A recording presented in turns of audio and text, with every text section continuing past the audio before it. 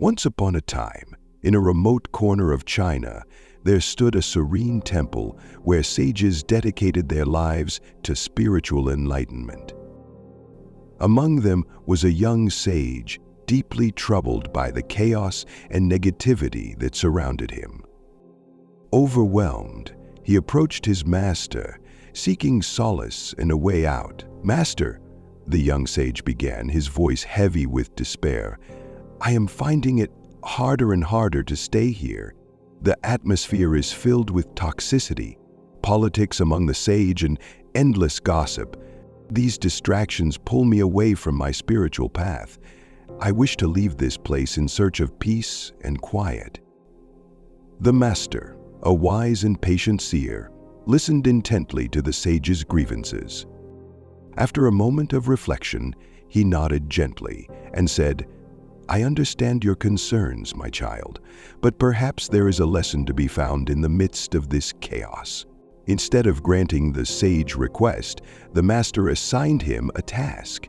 Handing the young sage a spoon filled with water, he instructed him to walk through the monastery without spilling a single drop. Eager to prove himself and justify his desire to leave, the young sage accepted the challenge with determination. "I shall do as you ask, master," he said with resolve. With a spoon in hand, the sage embarked on his journey. Step by step, he moved through the monastery, his eyes fixed on the water. He navigated busy hallways and ignored hushed conversations around him, his focus unwavering. Hours later, he returned to the master with pride. "Master, I completed the task without spilling a single drop," he announced, a sense of triumph in his voice.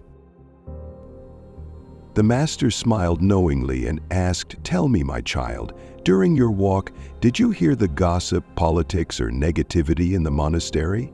The sage paused and admitted, "No, master, my focus was solely on the water. I paid no attention to the distractions around me." With that, the master revealed a profound lesson.